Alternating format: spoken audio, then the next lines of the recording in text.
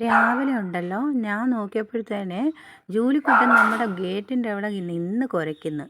പിന്നെ വാലാട്ടുന്നു. ഇവളെന്തിനാ ഇങ്ങനെ കുരയ്ക്കുന്നതെന്ന് അറിയാൻ വേണ്ടിയിട്ട് ഞാൻ പോയി നോക്കുവാണ്.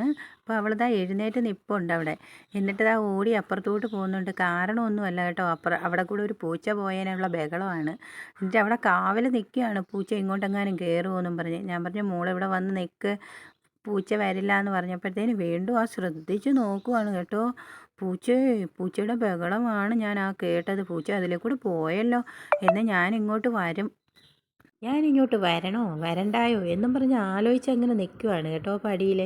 അത് കഴിഞ്ഞത് ഒറ്റ ഓട്ടം. ഞാൻ വിചാരിക്കുമോ എന്തിനാ ഇവൾ ഓടിയത്? ഓടിച്ചെന്ന് ആ വാതിലിൻ്റെ സൈഡിൻ്റെ അപ്പുറത്തോട്ട് പോയി നോക്കുന്നു, അതിലേക്കൂടെ എങ്ങാനും പൂച്ച പോയിട്ടുണ്ടോ എന്നും പറഞ്ഞിട്ട് ആരെയും ഞാൻ കണ്ടില്ല. എന്നാൽ പിന്നെ നമുക്ക് കയറിപ്പോയാലോ എന്നും പറഞ്ഞ് വന്നിട്ട് എൻ്റെ അടുത്ത് അനുവാദമൊക്കെ ചോദിക്കുന്നുണ്ട്. ഞാനിവിടെ ഒന്ന് കിടന്നോട്ടെ അമ്മേ. ഞാൻ പറഞ്ഞു മോളവിടെ കിടന്നോ.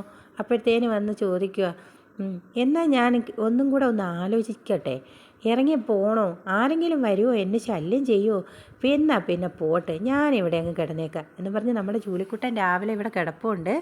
അത് കഴിഞ്ഞുണ്ടല്ലോ ജൂലിക്കുട്ടൻ പോയി കസേര കയറി കിടക്കുമായിരുന്നു. അപ്പം ഞാൻ ജൂലിക്കുട്ടാന്ന് വിളിച്ചപ്പോഴത്തേന് തല ചരിച്ച് 2 വട്ടം എന്നെ നോക്കിയിട്ടുണ്ട്.